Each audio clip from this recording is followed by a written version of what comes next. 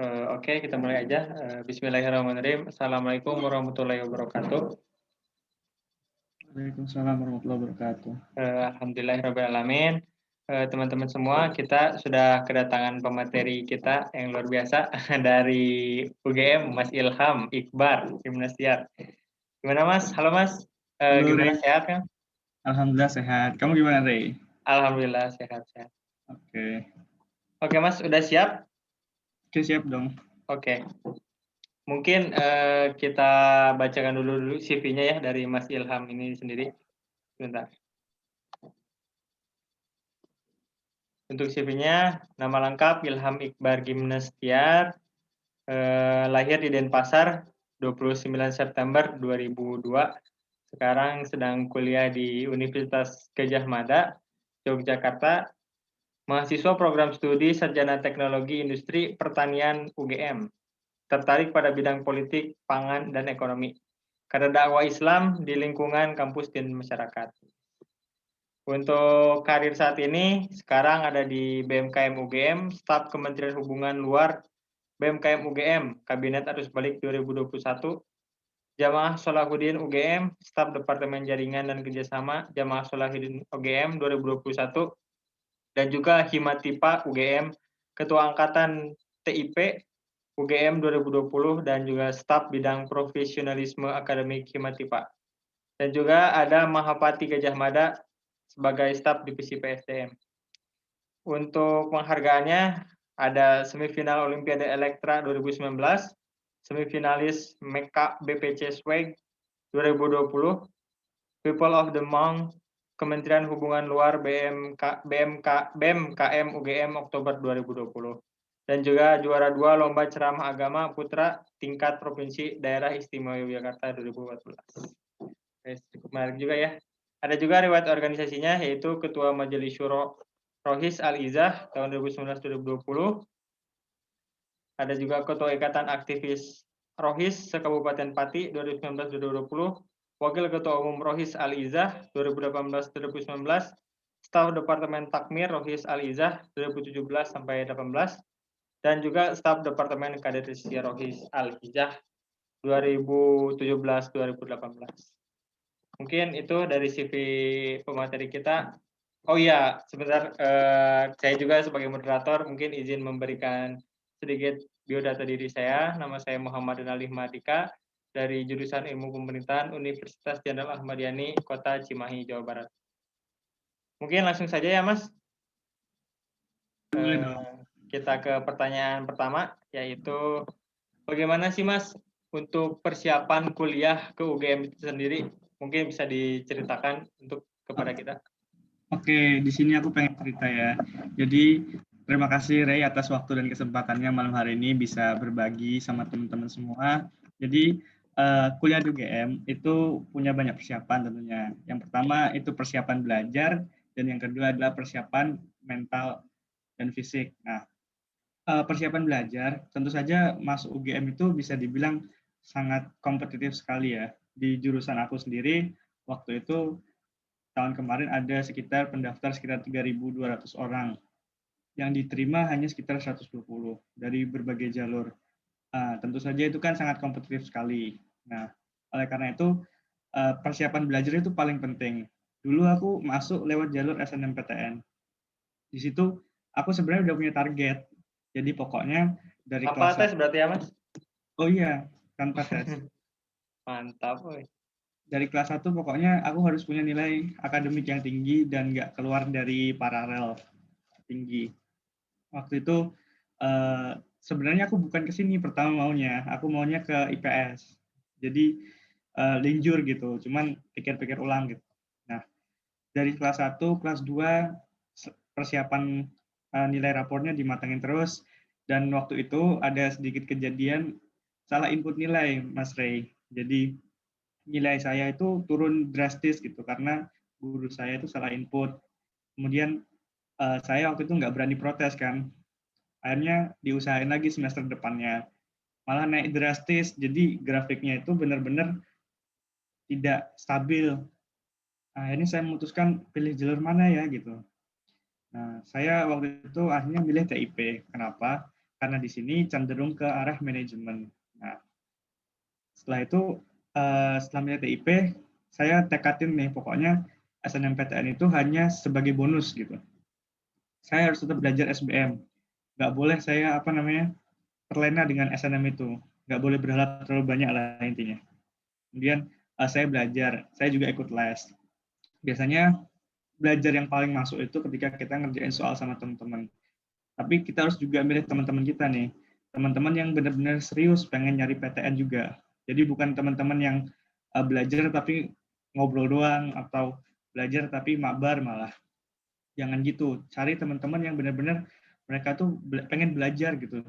Nah, di situ saya mulai meningkat itu kemampuan dalam mengerjakan soal-soal, kemampuan dalam menyelesaikan TKA, TPS gitu. Nah, qadarullah bulan Maret 2020 itu kan Indonesia kena corona ya, kasus corona pertama, dan sekolah ditutup. Nah, semenjak itu belajar saya agak terganggu sih, karena nggak ada teman yang biasa diajak diskusi dan sebagainya. Apalagi waktu awal-awal gitu kan platform Zoom, meeting itu kan belum sepopuler sekarang ya. Orang itu masih jarang-jarang yang pakai.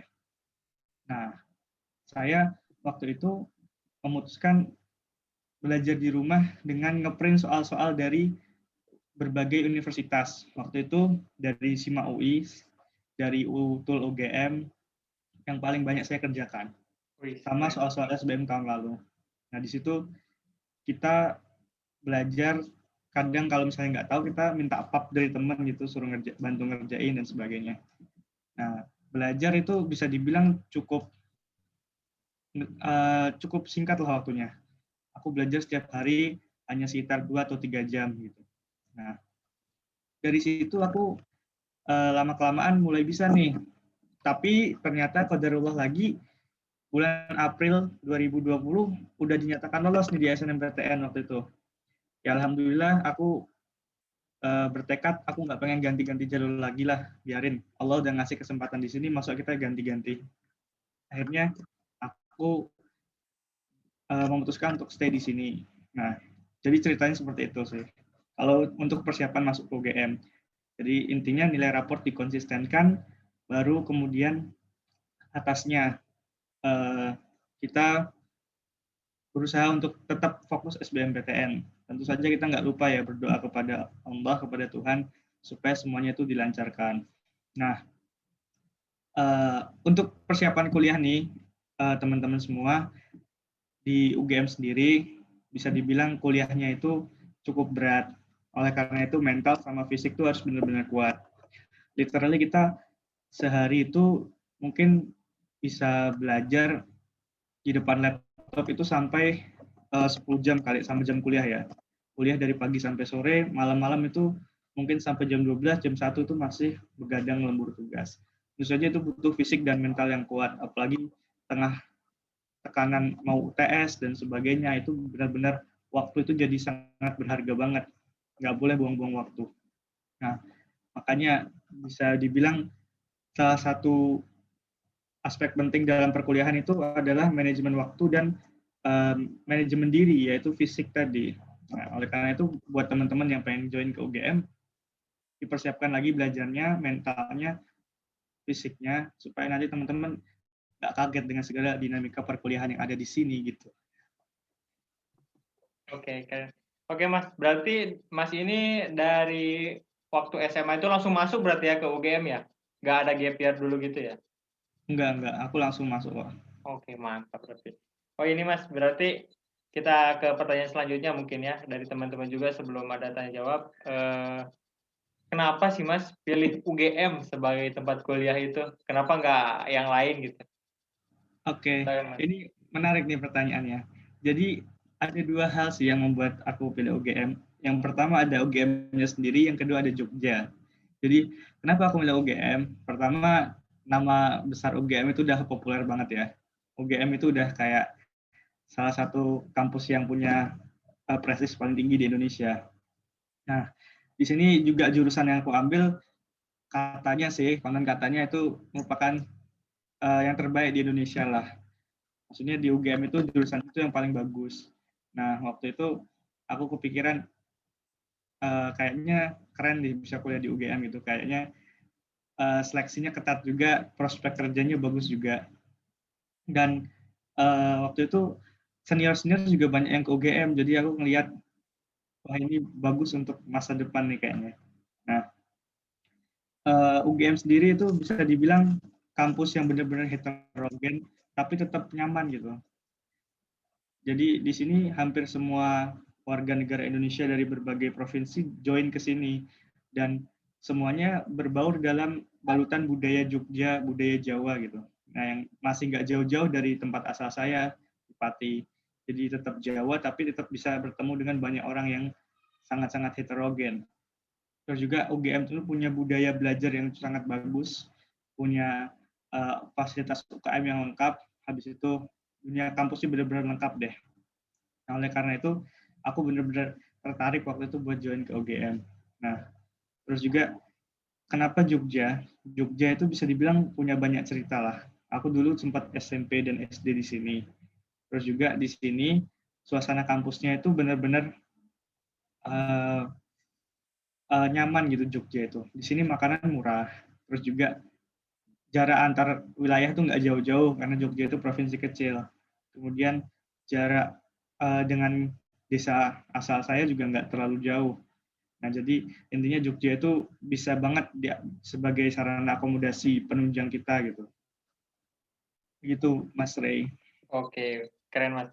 Berarti, ini by the way Mas, berarti Mas Ilham ini belum ke kampus ya? Belum kuliah offline gitu maksudnya? Oh Untuk tahun ini? iya, kalau kuliah di tempat belum sih, tapi aku sering main juga ke kampus gitu. Oke. Sekarang ngekos kan di mana atau di rumah sekarang? Enggak, aku masih di rumah ini, di Oh, di Pati. rumah. Rumah Mas sekarang ini berlokasi di mana Mas? Jauh nggak dari Jogja itu? Di Kabupaten Pati sih, masih Jawa Tengah. Ya sekitar 150 km lah dari kota Oh, Jogja. Masih bisa ditempuh oke. Berapa sendiri. jam itu kira-kira Mas kalau ke Jogja? Kalau cepat ya mungkin sekitar 3 atau 4 jam. Mungkin kalau lama sambil makan gitu ya mungkin sekitar 5 jam gitu. Wih, jauh juga berarti. Oke Mas. Iya. Mungkin dari kehidupan kuliah online gini Mas di UGM itu seperti apa sih Mas? Apakah banyak tugas atau seperti apa tuh? Boleh diceritakan Mas? Oke, kehidupan kuliah online di UGM. Nah, ini sebenarnya salah satu hal yang bisa jadi apa ya, pertimbangan kalau teman-teman mau milih UGM. Kenapa? Karena di sini ada beberapa ciri khas lah. Jadi ada 3 klaster di UGM. Yang pertama klaster 4 klaster berarti. Klaster Medika, klaster Teknik dan MIPA, klaster Agro, sama klaster Sosum. Nah, itu tiap-tiap klaster punya dinamika yang beda-beda. Kalau klaster Medika, dari teman-teman kedokteran, FKG, itu biasanya mereka kuliah online-nya lebih cenderung banyak ujian blog, banyak praktikum online yang menyangkut dengan hal-hal kesehatan. Habis itu mereka harus bermodal alat-alat sendiri, misalnya beli tensi sendiri, beli suntikan sendiri. Nah, itu. Kalau dari anak-anak teknik juga demikian, ada tugas besar, ada praktikum. Nah, itu mereka biasanya poin utama selama perkuliahannya di situ. Aku agro sendiri juga poin utamanya itu adalah perkuliahan, praktikum maksudnya. Jadi lebih banyak praktikum di sini. Nah, kalau dari konsum sendiri, mereka lebih santai, mereka lebih cenderung ke arah diskusi-diskusi gitu. Nah, kalau misalnya ditanya, kira-kira kuliahnya berat atau enggak sih? Bisa aku jawab, untuk saat ini aku ngerasa cukup berat. Karena apa? Karena seminggu mungkin kita bisa nulis laporan tuh 50 sampai 50 halaman lah. Mungkin HVS atau folio gitu. Dan itu benar-benar suatu yang butuh effort lebih, jadi nggak semudah itu. Jadi kalau teman-teman mau kuliah di UGM itu dipersiapkan lagi mentalnya. Jadi akan terbawa terus sih pola belajarnya itu dari SBM meningkat lagi di UGM, lebih banyak mengerjakan tugas dan sebagainya. Dan dipersiapkan tidurnya sih. Karena kalau misalnya udah kuliah beneran itu tidur 4 jam itu udah bagus banget. Karena biasanya aku juga jam 2 itu baru tidur, nanti jam 4 atau jam 5 bangun, sholat, habis itu kuliah lagi. polanya seperti itu terus. Jadi harus dibiasakan sih supaya stamina tetap terjaga dan kuliahnya bisa maksimal gitu. Oke, Mas. By the way, berarti kehidupan ataupun kuliah offline di UGM itu cukup berat ya. Tidurnya cuma 4 jam. Iya, Itu yang harus diperhatikan. Dan juga apalagi organisasi, Ray. iya, nah itu menarik nih. Kenapa ini dari Mas gimana membagi waktunya nih? Kuliah sekarang sibuk gitu. Tidur cuma 4 jam ditambah organisasi. Gimana tuh Mas untuk membagi waktunya itu? Iya, jadi aku sendiri ikut organisasi itu lumayan ya. Ada BEM, ada JS, ada Mahapati, sama satu lagi itu mana tadi ya? Lupa aku. Nah, aku ikut organisasi itu banyak. Terus tugas-tugas organisasi juga numpuk. Ya prioritasnya gini, gunakan waktu-waktu luang sebaik mungkin gitu. Jadi ketika ada jeda kuliah, ada apa, kita bisa langsung ngerjain tugas-tugas. Jadi jangan membuang-buang waktu sedikit pun lah. Pokoknya begitu ada kosong kerjain. Jadi jangan nunda-nunda. Karena kalau ditunda-tunda itu benar-benar bakal hancurin planning banget gitu. Nah, untuk aku sendiri biasanya aku memprioritaskan mana yang lebih penting sih. Yang paling penting dan yang paling dekat deadline-nya itu yang aku kerjain pertama. Jadi intinya semua harus tetap selesai secara bertahap gitu. Jangan dipaksain semua harus selesai cepet-cepetan, nanti malah kamunya yang kelelahan. Tapi kita selesaiin secara bertahap. Kita selesaiin secara konsisten. Yang paling penting semangatnya dijaga, itu aja sih. Oke, oke. Tadi mungkin kita bicara tentang membagi waktunya ya. Kalau misalnya dari kehidupan organisasinya itu gimana tuh Mas? Apakah rapatnya sibuk kah atau seperti apa Mas? Oh iya, organisasi di sini cukup menarik ya. Banyak banget organisasi di UGM. UGM itu mungkin punya ratusan organisasi deh kayaknya. Di sini dinamika organisasinya cukup bisa dibilang cukup padat. Apalagi aku gabung di BMKM kan, yang mana tiap hari itu pasti ada aja proker dari berbagai kementerian. Nah, oleh karena itu rapat itu bisa dibilang jadi apa ya, rumah kedua gitu setelah kuliah online. Jadi begitu selesai kuliah rapat, kuliah Kuliah rapat. rapat, kura-kura ini Mas, Iya, kura-kura. mahasiswa pura-pura. Jadi bahkan gimana ya, aku kadang nggak enak gitu. Kayaknya jadwal tuh sering bentrok terus sama kegiatan-kegiatan lain karena adanya rapat itu. Terus sekali rapat nih mahasiswa itu kadang sampai jam 1 malam, jam 12 itu sering banget rapat-rapat kayak gitu. Yang bahas macam-macam karena memang tugasnya itu banyak banget yang harus diselesaikan dari proker-prokernya. Habis itu rata-rata mahasiswa di sini hampir semuanya berorganisasi. Mungkin di atas 90% lah mahasiswa UGM itu ikut organisasi. Jadi budaya di sini tuh emang seperti itu gitu. Dan anak-anak organisasi itu rata-rata aku ngerasain mereka juga aktif banget gitu, ambis banget di organisasi. Jadi karirnya bagus. Nah, penting itu juga sih ikut organisasi itu. Jadi selain nambah soft skill, nambah jaringan, organisasi itu bisa banget buat jadi ibaratnya pelampiasan lah setelah lelahnya menghadapi lelahnya dunia kuliah gitu. Oke. Kalau dari BMKM UGM ini kan tahun kemarin sempat viral ya, karena Iya, ketua BEM-nya Bang Fatur gitu. Kalau sekarang Bang Fatur udah turun ya, udah demis ya berarti ya? iya, Bang Fatur udah 2 tahun yang lalu demis. Udah. Jadi kalau dari BMKM sendiri itu 1 tahun atau berapa periode per itunya? Per apanya? Per periodenya itu Presidennya? berapa tahun? Apakah sama 1 tahun kah atau berapa? Iya, sama 1 tahun sih sebenarnya. Oke. Kalau misalnya ini Mas, dari BMKM ini kan saya juga dengar waktu itu ada partai politik mahasiswa itu maksudnya apa ya Mas? Ataukah gimana tuh? Oke, jadi gini, itu jadi BEM itu ada BEM seluruh Indonesia. Ada, nah BMKM itu tergabung di BEM-SI, BEM seluruh Indonesia. Nah, kalau kita lihat mahasiswa ini memang sudah seharusnya join di dunia perpolitikan. Jadi kita tuh nggak boleh hanya diem-diem aja nih ceritanya. Pokoknya kita harus kritis dengan kondisi perpolitikan saat ini. Nah, waktu itu memang ada wacana sih waktu itu mahasiswa tuh bentuk partai politik sendiri. Cuman saat ini di BMKM nggak ada sih berita-beritanya parpol mahasiswa itu. Yang ada parpol di UGM sendiri. Jadi UGM itu punya parpol yang Gimana diisi tuh? oleh teman-teman mahasiswa. Biasanya gini, untuk biasanya mau nyalonin NPM atau DPM atau Presma itu didukung sama partai-partai mahasiswa yang ada di UGM. Contohnya ada Oh, Partai Sayang kayak Mama, Partai Kampus Biru, Partai Bulak Sumur. Nah, itu udah. partai-partai itu punya visi yang beda-beda tergantung tujuan politik mereka gitu. Nah, Oke. umumnya kalau mau mencalonkan diri jadi anggota Dewan Mahasiswa atau Majelis Permusyawaratan Mahasiswa, bisa lihat partai itu. Atau juga misalnya nih, ada acara demo-demo dan sebagainya. Nah, partai itu yang berperan penting. Makanya kalau orang nih pengen dapat jabatan lah kasarannya di UGM, itu join partai. Kayak Oke. gitu sih. Kalau Mas sendiri berarti join partai nih dari BMKM.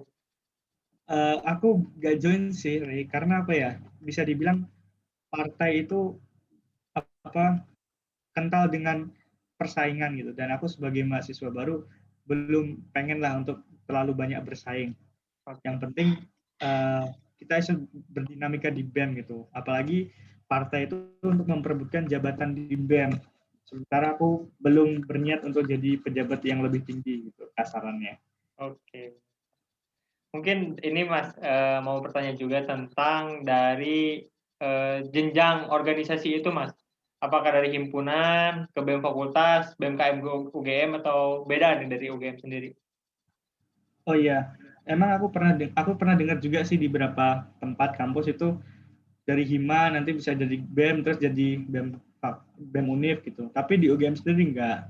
Di UGM sendiri bebas kita milih mau ikut organisasi mana aja asalkan diterima melalui seleksi masuknya. Nah, kalau dari BMKM sendiri mahasiswa baru yang fresh itu boleh join kok di BMKM. Nah, terus himpunan itu juga boleh. Semuanya pokoknya boleh. Fakultas, himpunan, Univ itu semua boleh join asalkan diterima dari proses opreknya.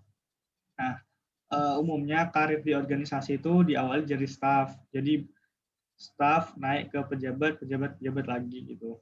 Kalau di BMKM sendiri, kalau orang yang prospeknya bagus, karirnya bagus, dari staff naik ke dirjen, naik ke menteri, baru naik ke presma. Seperti presma saat ini, Mas Farhan itu Oke, dari oke. staff, dirjen, menteri jadi presma dia sekarang. Jadi intinya nggak terpaku pada harus ke Hima dulu, harus ke fakultas dulu, Oke, bisa oke. langsung join. Oke, oke. Mungkin kita geser lagi topik pembicaraan kita. Tadi kan kita udah bahas tentang organisasi mahasiswa di UGM. Mungkin dari suasana kita balik lagi ke perkuliahan mungkin ya, Mas. Kalau dari suasana dan sistem belajar di UGM itu seperti apa sih, Mas? Apakah ributkah di kelasnya atau adem ayem atau seperti apa, Mas? Kalau dari suasana kelas? Oke, aku bisa bilang nih, anak UGM itu 90% ambis, benar-benar ambis gitu. Jadi nggak usah diragukan lah kalau soal tugas dan sebagainya. Mereka pasti kerjaannya tuh rapi, cepat gitu. Terus juga bisa dibilang kalau misalnya ada pertanyaan itu, terutama yang pertanyaan yang berhadiah nilai itu, udah itu rebutannya parah. Jadi rata-rata di sini memang sudah pinter-pinter anaknya, aku akuin. Dan ambisnya tinggi-tinggi. Mereka juga kuat-kuat belajarnya. Pokoknya belajar sampai jam 1, jam 2 malam itu adalah hal yang biasa bagi mereka. Dan aku awalnya kesulitan beradaptasi di situ, karena aku pada dasarnya kan agak nyantai orangnya, nggak ngoyo gitu. Tapi ngelihat teman-teman kayak gitu, aku jadi malu lah. Tertantang gitu. Bener-bener di sini ambis banget sih Jadi keseret suasananya. nih yang ngoyo-ngoyo jadi ambis juga. Iya, jadi kadang temen yang ambis itu penting sih buat meningkatkan semangat kita gitu, biar kita Betul, betul. malu nggak kalah sama teman. Oke, Mas. Mungkin sebelum kita ke tanya jawab, ada pertanyaan terakhir dari saya, Mas. Harapan dan juga impian ke depannya baik setelah lulus ataupun saat sekarang di semester depan gitu. Apa Mas untuk harapan ke depan? Oke. Harapan ke depannya untuk semester depan mudah-mudahan bisa beradaptasi dengan baik. Karena aku lihat-lihat dari cutting tiap semester beban perkuliahan itu selalu bertambah, lebih capek, lebih susah dan sebagainya. Mudah-mudahan bisa beradaptasi lebih baik lah dari semester ke semester. Selain itu juga mudah-mudahan karir organisasi itu bisa dimaksimalkan karena aku ngerasa organisasi itu penting banget, apalagi kita nyari teman, nyari jaringan di luar fakultas kita gitu. Itu jadi penting banget. Harapannya untuk ke depan kalau sudah lulus UGM itu harusnya mudah lah cari kerja, bisa berkontribusi banyak untuk teman-teman sebangsa dan senegara. Jadi ilmu yang kita cari di UGM itu nggak hanya sekedar kita gunakan untuk mencari profit saja, tapi bisa berkontribusi lebih banyak buat negara gitu sih. Apalagi agama ya, yang paling penting agama deh. Wih, mantep men. Mantap Mas. Mungkin kita cukupkan dulu tanya dan jawab dari saya. Mungkin dari teman-teman yang lain, serta yang lain, adakah yang ingin ditanyakan kepada Mas Ilham ini? Mangga atau monggo dari saja. Silakan teman-teman, adakah yang ingin ditanyakan? Dari Mas Amar ataupun Kak Paulindra dan juga Kak Salman, adakah yang ingin ditanyakan? Oke. Ya. Oke. Oh, Kak Salman. Perkenalkan dulu ya. Oke, silakan. Saya Salman, temannya Amar. Itu teman kenal gitu. Oke, nggak apa-apa. Oke. Oh iya, BTW aku juga udah kuliah sih angkatan 2020. Aku kuliah di Brawijaya. Iya, salam kenal. Aku kenal. Oke, aku nanya begini nih. Di kampusku itu beberapa sih belum buka oprek untuk ini ya, organisasi. Mungkin karena pandemi juga kali ya. Jadi belum dibuka oprek. Nah, ini mumpung belum buka oprek, jadi aku lagi menimbang-nimbang nih.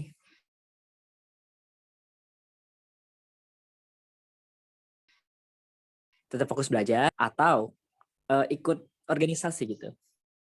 Kalau untuk maba ya.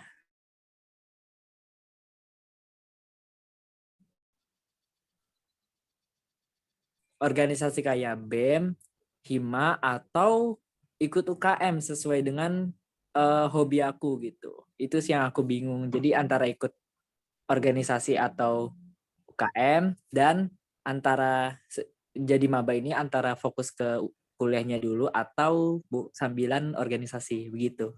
Terima kasih. Oke. Oke. Mangga Kang? Mangga Mas Kang. Salman dari Oh, UB. silakan langsung dijawab Mas. Oke. Kalau misalnya aku disuruh milih nih, aku pribadi lebih baik kita memulai karir organisasi dari awal sebagai mahasiswa. Kenapa?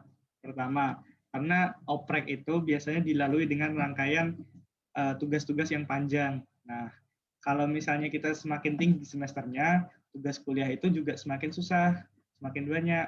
Jadi usahakan kita saat tugas-tugas masih minim nih seperti sekarang, kita bisa daftar organisasi dulu nih. Jadi semester-semester depan kita udah masuk nih ke organisasi. Yang kedua, ketika semakin awal kita masuk, karir kita nanti semakin bisa bagus ke depannya. Kalau misalnya berfokus pada karir organisasi ya. Terus juga kadang gini, jadi maba itu kan kadang masih malu-malu nih mau join organisasi, masih meragukan adaptasi dan sebagainya. Itu memang jadi salah satu problem utama sih. Cuman penting untuk diingat kalau kita nunda-nunda juga sebenarnya sama aja gitu. Mau masuk tahun ini atau tahun depan, tugas kita, manajemen waktu kita tuh sama-sama susah. Jadi aku saranin itu kembali ke awal tadi. Kita mumpung masih ringan nih tugasnya semester awal, ya join aja dari sekarang. Daripada nanti tahun ke depan tugasnya lebih banyak, lebih susah, malah nggak join-join kan gitu. Terus mau milih BEM atau UKM atau Hima dan sebagainya, kembali ke ini sih, tujuan awal kita ketika mau join organisasi itu apa. Kalau kita pengen ningkatin soft skill yang udah kita miliki nih, misalnya sepak bola, taekwondo, karate, ya joinnya UKM, itu pasti. Nah, kalau kita pengen punya relasi yang luas, pengen bisa berpolitik, bicara depan publik, intinya dinamikanya tuh banyak banget, itu bisa join ke BEM. Karena BEM itu ibaratnya menaungi hampir semuanya. Nah, kalau kita pengen fokus nih, pengen berkelana ke organisasi, tapi kita nggak pengen fokusnya tuh jauh dari jurusan kita, nah itu baru bisa join ke HIMA. Nah, kalau HIMA itu orang-orang yang cenderung, aku nggak pengen nih jauh-jauh dari jurusanku, aku pengen ikut organisasi yang berfaedah, tapi ada kaitannya nih sama jurusanku, sama matkulku. Nah, biasanya HIMA jadi wadah yang sangat tepat sih, buat hal-hal seperti itu. Jadi, diusahakan dulu pengennya apa gitu. Tergantung pengennya apa, habis itu joinlah yang kira-kira kamu tuh bisa berkembang itu pesat di situ. Bisa punya teman banyak, bisa punya relasi banyak, bisa punya soft skill yang lebih luas, lebih kompeten dalam bidangnya. Nah, ditentuin dari situ sih. Kalau Salman sendiri pengennya kemana nih saat ini? Kalau aku sendiri sih pengennya ikut UKM tuh di bidang komunikasi. Soalnya dari kecil itu bawel. Aku tuh orangnya suka ngomong kan. Terus tertarik jadi dari kecil juga seru jadi MC ya kan. Dan aku tuh sering nonton TV, nonton berita, kayak jadi news anchor dan jurnalistik itu kelihatan keren gitu loh. Apalagi bisa aku kan punya news anchor kesukaan aku ya, itu namanya Rory Asyari, dia news news anchor Metro TV. Beliau tuh jurnalis dan bisa keliling dunia gitu loh. Aku kan orangnya suka traveling juga. Nah, kayaknya sih cocok dengan komunikasi. Oh, mau nyambi ini. Iya, makanya itu aku mau ikut UKM yang ada public relation-nya gitu.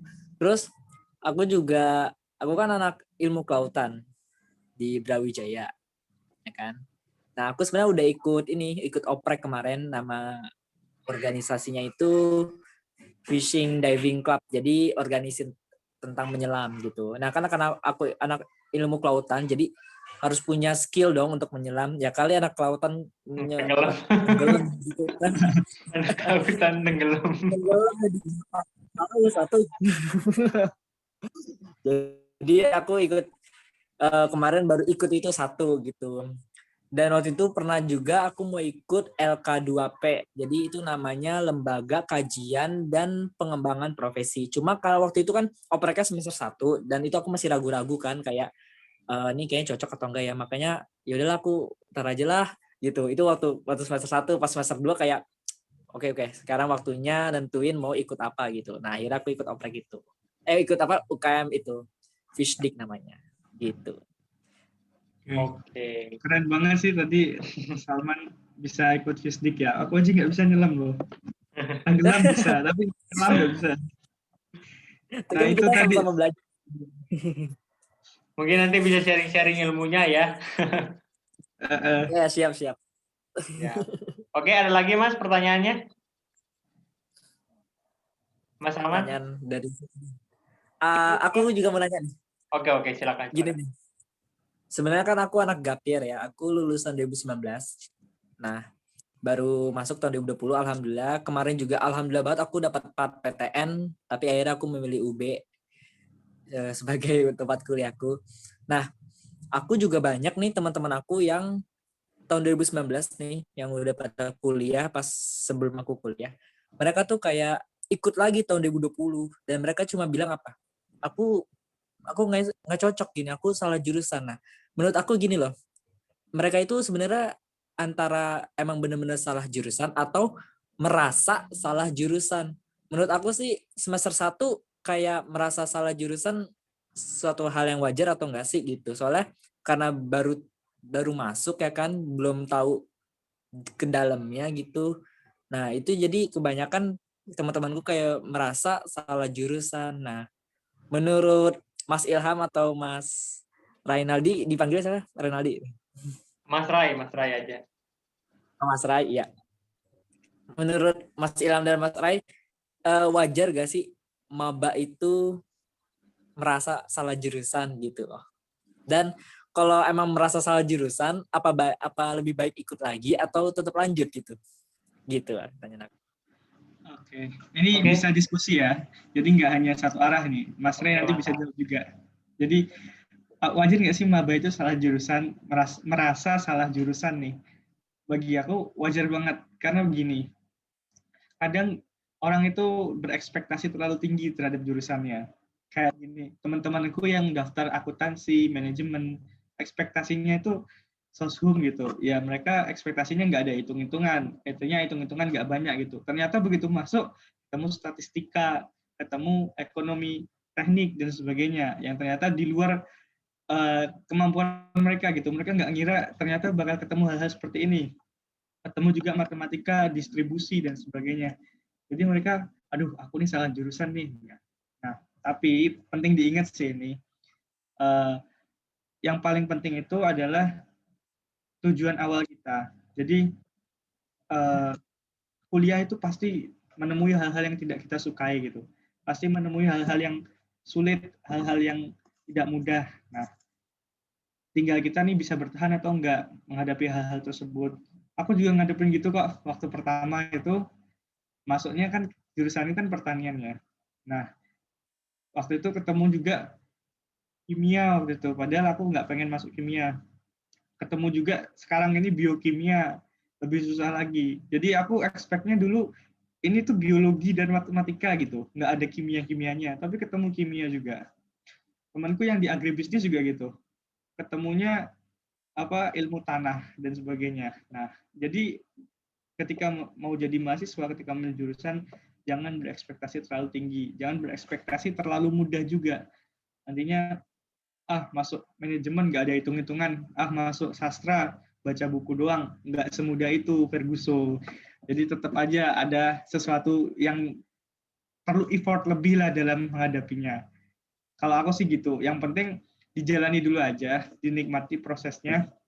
Terus kalau misalnya nih kita benar-benar nggak sanggup, benar-benar aku nilaiku dapat terus nih, nggak bisa aku kayaknya di jurusan ini, ya monggo kalau misalnya mau pindah. Tapi dipertimbangkan lagi, udah setahun loh, harus ikut ospek lagi, harus ngulang dari awal lagi, apa nggak kasihan dengan orang tua gitu, yang ngeluarin biaya banyak. Kalau Mas Rey sendiri gimana nih? Oke, menarik nih. Sebenarnya kayaknya setiap maba pasti merasakan yang namanya salah jurusan ya. Saya juga sempet sih kayak salah jurusan, bukan karena kuliahnya nggak cocok, tapi karena lingkungan dan organisasinya yang nggak cocok waktu itu. Walaupun dalam tanda kutip nggak cocok karena ada culture shock mungkin ya, karena dulu saya dari desa gitu, kabupaten, pindah ke kota, daerah kota Bandung dan Cimahi gitu. Yang notabene di kota itu heterogen gitu. Ada dari Tasik, ada dari Garut, ada dari Bandung, ada dari Jawa, Sumatera gitu.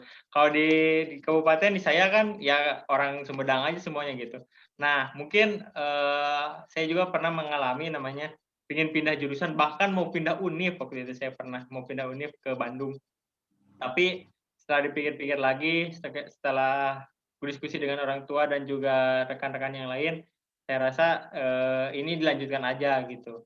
Karena memang waktu itu kita baru masuk dan baru mulai, dan kita juga baru tahu nih dari jurusan kita itu seperti apa. Dan alhamdulillah setelah berjalannya waktu, sekarang udah semester 4, sudah merasa cocok dan sudah merasa ingin terus di sini aja gitu. Jadi betah akhirnya.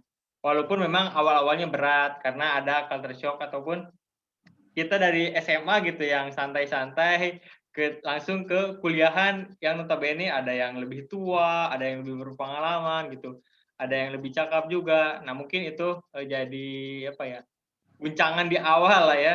Tapi kalau nanti sudah kuliah, sudah beberapa semester, nanti juga itu akan biasa aja sih. Mungkin itu dari saya tambahan. Mas Salman merasa salah jurusan nggak nih? Wah, aku seperti kata Mas Ilham, aku berekspektasi tinggi sih. Soalnya gini, di ilmu kelautan, aku tuh mikir kayak belajarnya geologi, geografi, matematika, fisika, dan tahu apa isinya? Biologi. Sedangkan aku tuh biologi kayak oh my god, this is not my passion gitu. Kayak waktu SMA aja aku tuh kayak skip sama biologi gitu. Karena kenapa? Karena aku lebih suka ngitung ya kan. Nah, kayak macam matematika, fisika tuh aku suka. Nah, kimia aku juga suka. Sedangkan biologi itu apa ya? Terlalu banyak materi gitu. Sampai babnya itu loh banyak banget kan. Nah, gitu makanya ini mungkin karma aku juga ya. Dulu waktu masih SMA aku ngomong kayak gini. Gue nggak mau jurusan yang berbau biologi. Ujung-ujungnya masuk ilmu kelautan yang isinya biologi semua. Ada Masuk ke jurang. banyak banget. Makanya aku bilang ke adik-adik kelas gini, pokoknya jangan sampai kamu ngomong gini. Aku nggak mau masuk ini, nggak mau masuk itu. Karena yang ngalamin bukan aku doang. Temen aku juga, ada temen aku yang gue nggak suka hitung-hitungan, akhirnya masuk apa? Fisika UNJ gitu. Terus ada juga yang bilang pokoknya gue nggak mau sosum. Akhirnya apa? Masuk ilmu sejarah UNEJ. Nah, maka aku bilang ini kayaknya sebuah karma gitu, kayak mungkin di sini Tuhan atau Allah ingin menunjukkan bahwa yang kamu katakan ini tidak benar Sebaliknya. loh gitu. Nah, mungkin Allah ingin membuktikan di situ kan, kayak ini lu ngomong kayak gini, gue buktiin nih kalau bahwa omongan lu tuh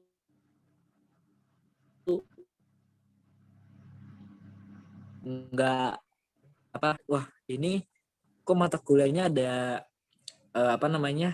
perikanan, ada mikrobiologi, ada bioteknologi. Waduh, MTK-nya mana? Sama sekali nggak ada MTK, nggak ada hitung-hitungan waktu semester 1. Kayak aku tuh hampa banget, benar-benar hampa. Hampa pada waktu semester 1. Tapi alhamdulillah dapat IP tertinggi di kelas. Karena rajin. Congrats. Keren Gitu. parah.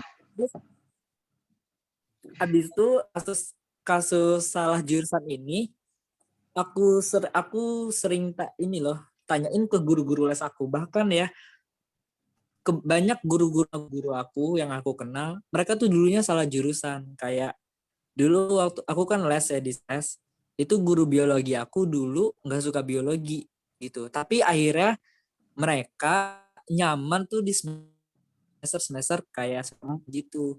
Sama juga ada guru matematika aku dulu, dia kuliahnya apa ya? Perikanan kalau nggak salah deh. Dia kuliahnya perikanan, akhirnya ngajarnya matematika. Terus ada juga guru aku yang dulu olimnya itu biologi, akhirnya kuliahnya matematika. Terus ada juga guru aku yang yang dulunya pengen banget teknik, akhirnya masuk MIPA gitu. Tapi ya, alhamdulillah katanya pas udah semester 5 itu akhirnya dia jatuh cinta sama jurusannya gitu. Nah dari sini kayak aku mikir gini, gue baru awal masuk aja udah mulai ngerasa jurusan. Kayaknya sih Tuhan akan memberikan kejutan gitu di hari-hari nanti gitu. Mungkin aku tinggal sabar aja gitu loh. Tinggal sabar dan jalani ini semua dengan ikhlas. Insya Allah nanti mungkin ada suatu kejutan di pertengahan semester gitu loh. Nah aku kayak gitu. Oke. Keren banget sih. Mantap Mas Salman. Mungkin kita geser ke pertanyaan selanjutnya ya, mungkin dari peserta yang lain. Cukup Mas Salman? Cukup Oke, siap. Baik, dari teman-teman ada yang mau ditanyakan lagi Kak selain Mas Salman? Mas Amar mungkin mau bertanya, Mas Amar.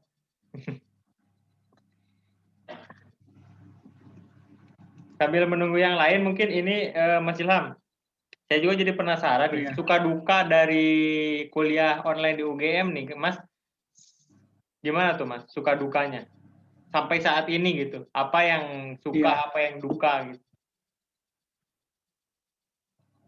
Oke, di UGM sukanya dulu di sini tuh adalah tempat berkumpulnya orang-orang yang benar-benar expert di bidangnya masing-masing. Itu adalah salah satu anugerah yang luar biasa. Jadi saya bertemu banyak banget ahli-ahli, teman-teman semua, baik dari pihak dosen maupun pihak mahasiswa itu, mereka benar-benar orang yang ahli di bidangnya gitu. Benar-benar orang yang pro banget lah kasarannya. Nah, dari situ aku belajar banyak hal banget, bisa belajar banyak hal dari teman-teman, dari dosen-dosen, yang mereka tuh keren-keren semua gitu. Nah, dukanya di sini tugasnya sih memang. Kayak tugasnya itu jadi beban banget bagi setiap mahasiswa. Kayak benar-benar ini bukan manusia nih. Ini tugas bukan buat manusia nih.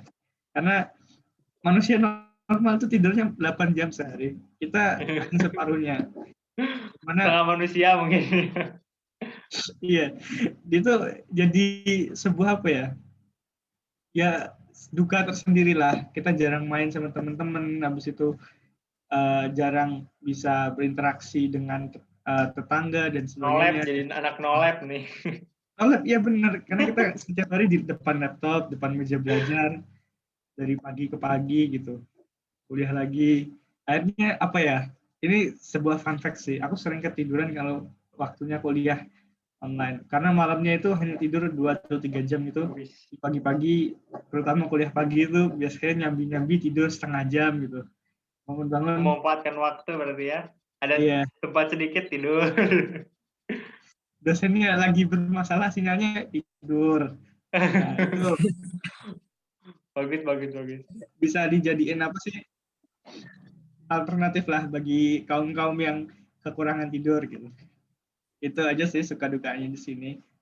Yang lainnya berjalan sesuai waktunya lah. Sama ini Mas Ilham. Jadi penasaran. Ya? Gimana Mas? Jadi gini nih. Aku anak game santai. Jauh dari sana. Enggak sama sekali deh kayaknya. Sama ini Mas Ilham, saya juga mau bertanya nih. Kalau misalnya dari jurusan Mas Ilham sendiri, itu belajar apa saja sih Mas dari jurusan apa itu? Jurusan saya lupa lagi nih. TIP. Nah, TIP gitu. Itu apa aja dalamnya Mas? Lebih kalau tadi kan dari biologi, kalau kelautan, kalau ini lebihnya ke mana Mas?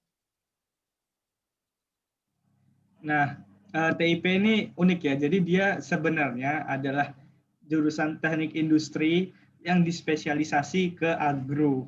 Jadi waktu itu di UGM belum ada teknik industri. Belum ada TIP, ada teknik industri. Terus karena adanya kepentingan di bidang agro yang berbasis industri, makanya dibuat jurusan ini. Nah, di sini fokusnya ada 3 pilar sebenarnya di TIP itu. Yang pertama pilar manajemen, pilar rekayasa, dan pilar teknologi. Itu fokusnya ada 3 itu. Nah, manajemen itu adalah basicnya salah satu. Jadi di sini ada manajemen bisnis, manajemen industri, manajemen keuangan, sumber daya, pemasaran, dan sebagainya. Nah, manajemen ini berguna buat kita-kita yang pengen bisa memanajemen industri agro ke depannya. Terus ada juga basis rekayasa. Misalnya kita mau merekayasa produk, merekayasa sistem, dan sebagainya. Jadi intinya untuk meningkatkan kapasitas produksi, kita harus bisa melakukan sedikit perubahan nih terhadap sistem yang sudah ada, sehingga nanti output-nya bisa nambah banyak. Terus juga teknologi. Teknologi ini berkaitan juga sama programming dan sebagainya. Nah, itu salah satu tadi yang saya nggak expect di sini, ternyata ada programmingnya. Nah, dulu saya kira pertanian tuh kan nggak ada programmingnya ya. Ini pertanian modern. Iya. Nah, itu jadi salah satu hal yang di luar ekspektasi saya. Nah, makanya saya berusaha untuk tidak berekspektasi terlalu tinggi, terlalu mudah gitulah. Pertanian mudah kok. Nyatanya anak-anak agro tuh wajahnya tuh muram-muram semua karena tertekan laprak.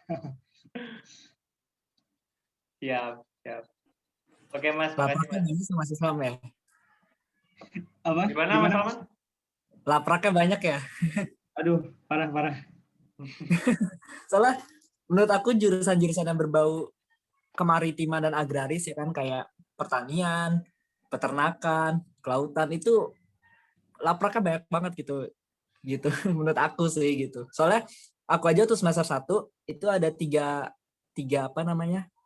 praktikum, dan ini ada praktikum yang bikin aku kesel banget waktu itu. Bukan kesel sih, kayak ngebatin. Itu aku bikin laporan 380 halaman itu dalam waktu 2 minggu. Nah, itu aku bikin laporan tentang namanya zoologi. Zoologi itu jadi tentang hewan-hewan yang ada di laut. Nah, sedangkan itu tuh kita baru tahu gitu ya.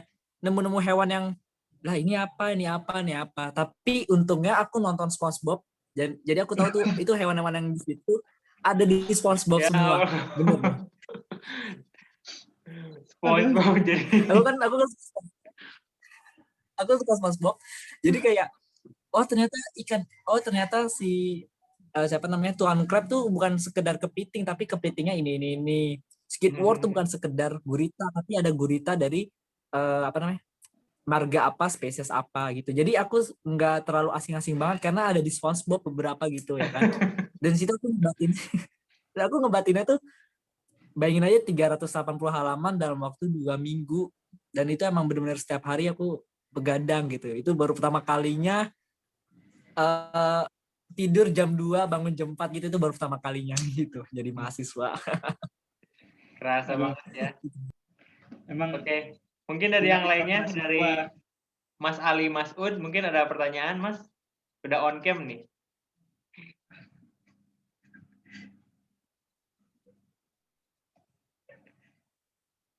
Atau dari Mas Amar, ada yang mau ditanyakan nggak Mas Amar?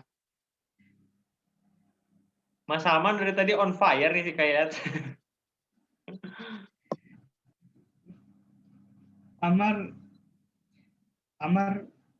Amar ini siapa ya? Kayaknya kenal deh saya. Ini temen ini, Kakak Salman. Oh iya. Scoring sama Mas Atma. Ya, Salman juga ya, Amar ya. Iya, SCC Salman. Aduh. Oh iya, Salman itu menarik banget sih. Kita kan semua bertemu di Salman.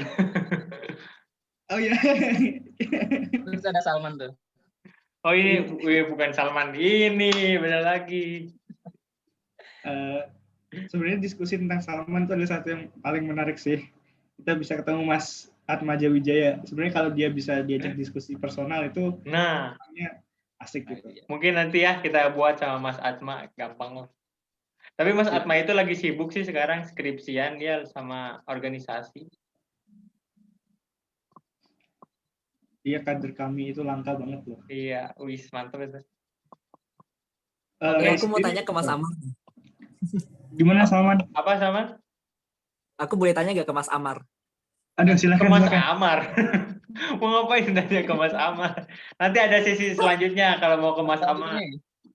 Ya Mas Amar ya. Oke. Gak boleh berarti. Mas Amar mau jawab kayaknya tuh. Gak boleh, Mas. Mas Amar. Gak boleh. Gak boleh, oke lah gitu. Oke, mungkin dari gitu ya. yang lain ada kayak pertanyaan sebelum kita tutup acara diskusi ini? Dari Kak Faulindra ataupun yang lain?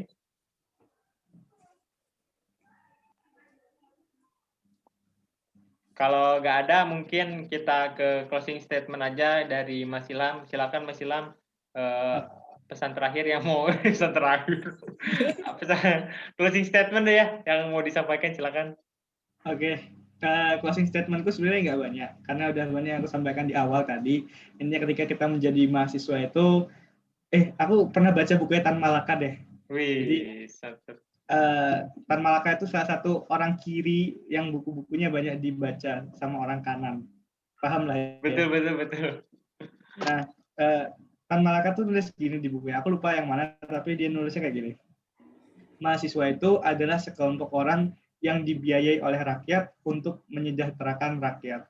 Jadi kita sebagai mahasiswa jangan lupa nih, kalau kita nih selama ini dibiayai oleh rakyat. Nah, jangan sampai kita mengkhianati rakyat yang sudah membiayai kita, yang sudah mendidik kita. Kita harus kembali kepada rakyat. Kelak ketika kita lulus nanti, kita harus bisa berkontribusi banyak buat rakyat. Nah, itu aja. Oke. Thank you dari Mas Ilham. Satu lagi. Satu lagi silakan. Tetaplah bernafas. Iyalah pasti, kalau nggak nafas gimana? Itu mah jangan kewajiban itu. Pencurian tuh. Siap. JK Hunda Laguna itu.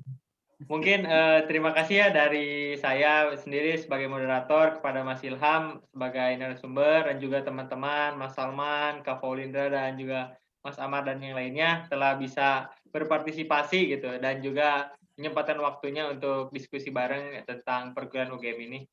Mungkin sekian dan terima kasih. Saya tutup. Wabillahi taufiq wal hidayah. Wassalamualaikum warahmatullahi wabarakatuh. Thank you. Waalaikumsalam warahmatullahi wabarakatuh. Makasih Ray, Salman, Aman, Sama-sama, Ali, Mas. dan Paulina. Makasih ya, Mas. Terima kasih Sampai atas jumpa besok. waktunya. Ya. Mas Yo, Ray, aku yo. belum tahu Mas Ray kuliah di mana. Oh, dari Unjani saya. Oh, Unjan.